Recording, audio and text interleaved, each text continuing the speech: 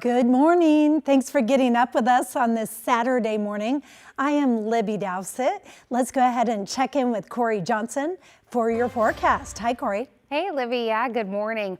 We are still wet in just a few areas, but the rain that we've been seeing for the better part of yesterday and into early this morning is starting to clear out. Taking a look at our Rose City camera, a cloudy start to the morning. This is our active radar right now. You can see some sprinkles sitting near the coast and over McMinnville at this time and closer to Mount Hood.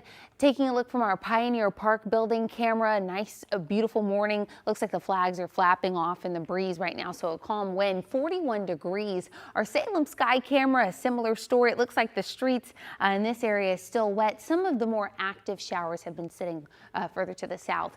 44 degrees and cloudy for us. But taking a look at your morning lows, 41 right now in Portland. The same for Vancouver and Hillsborough. Troutdale sitting at 42. Zooming out for you, sitting in the low 40s near the coast, and in Southwest Washington, upper 30s. As we get throughout the rest of the morning, notice those showers really stay to the south, and then those clear it by the time we get to late morning. Keep in mind, though, we are still under a flood watch. River and creek levels still remain high from the atmospheric river that we saw move through. But notice as we get throughout the rest of the morning and into the early afternoon, things actually start to clear up, and it turns into a mostly dry day. We'll break down more of the timing of everything and what you can expect tomorrow as well coming up. Okay, we have something to watch out for if you're heading north today. I-5 is closed northbound just north of Woodland because of a landslide. This happened around 3:30 this morning.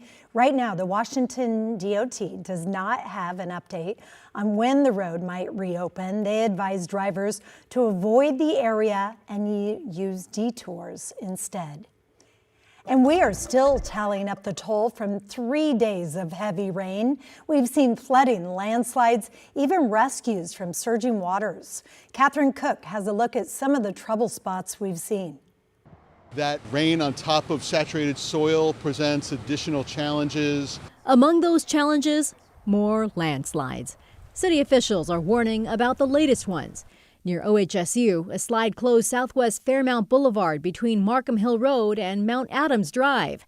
Crews posted road closures at a nearby intersection, warning drivers to steer clear except for local access. Do not cross those barricades. You're putting your own life at risk and potentially others.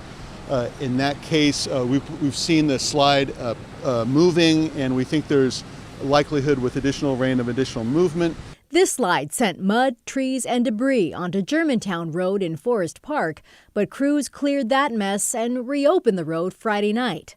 Another trouble spot? Southwest 45th Drive between Garden Home Road and Taylor's Ferry Road. Crews cleared slide debris here as well, but city officials warned of a looming hazard above. There's a crack in the hillside that is very alarming, and it's actually moved a couple of feet today. With additional rain, there's a likelihood it's going to move some more. Dangerous. Please stay away from that. In saturated soil, trees are also an issue. Since Wednesday morning, Portland Parks and Rec says its urban forestry crews have responded to 60 tree hazards on city streets, roads, and sidewalks. If you see a tree down, please don't try to move it yourself. We have experts to do that. They are trained. We've been fortunate to get through this event so far, knock wood, with no staff injuries. And the number to call for a Portland-related tree problem, that is, 24/7 is 503-823-TREE. It's also important to always remember if you see a power line down, don't approach it. Instead, call 911. In Forest Grove, crews saved a woman and her dog after their car got stuck in floodwaters. You can see the roof of the vehicle in this drone video. It's off of the road in a ditch about 6 feet deep. Turns out that street is prone to flooding, but had not been closed off with permanent gates when the driver went into the water in the overnight hours. Firefighters say this is a good reminder to avoid driving through flooded streets, no matter how shallow you think that water is. And these roads where they're really dirty, full of just dirt and stuff from the fields, it's dangerous. So we should just never driving through flood waters, regardless if there's signs or not.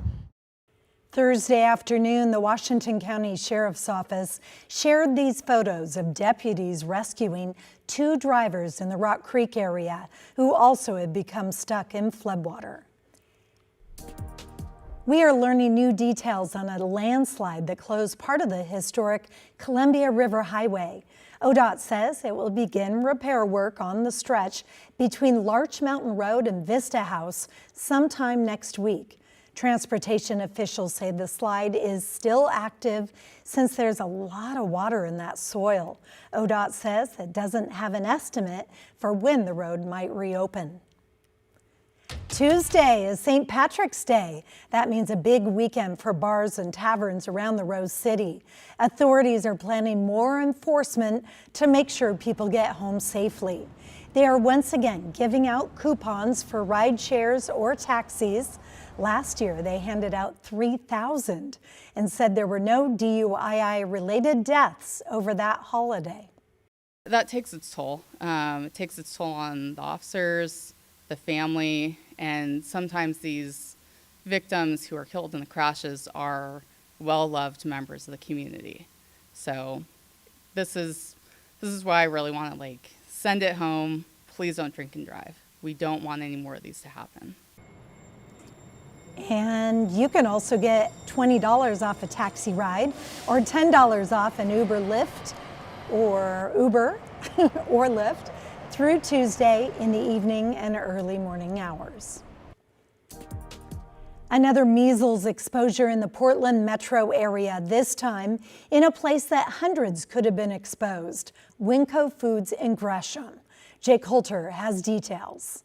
It's getting too close to home. It's going to happen. I mean, people are not getting their kids vaccinated nowadays. Winco shoppers in Gresham Friday reacting to a measles exposure at the store last week. When I seen it on the news this morning, my heart stopped because we're diehard Winco shoppers. The Oregon Health Authority says if you were at the Winco Foods on Southeast First Avenue in Gresham between 2 and 5 p.m. last Saturday, you should contact your health provider immediately and let them know you may have been exposed. We were not here on Saturday, so it was relieved because it was our grandson's birthday party. I mean, I'm protected, my family's protected, my grandkids are all protected and stuff, and I just think it's irresponsible of parents that don't really want to vaccinate, because it was gone at one point, and here we are again. After being eliminated in the United States in 2000, Dr. Howard Chio with the Oregon Health Authority says it's concerning to see measles cases trending back upwards. Measles is one of the most contagious diseases known to mankind, right? It's incredibly contagious. After someone with measles leaves a room, the virus can actually linger in the air for up to 2 hours afterwards. Dr. Chio says there were 2,200 cases of measles total in the U.S. in 2025. Halfway through March, that number is already 1,300 in 2026. It is concerning, but I mean, people have their own choice to do whatever they want, and so I guess that's where we're at in this world right now. Dr. Chio urging people to protect themselves. The benefits of protection are so much greater than the risks of severe disease requiring hospitalization from getting measles. So we really want people to reconsider their vaccine decisions and talk to their providers. And that was Jake Holter reporting. There have been 9 confirmed cases of measles in Oregon so far this year. We reached out to Winco Foods for comment, but have not heard back.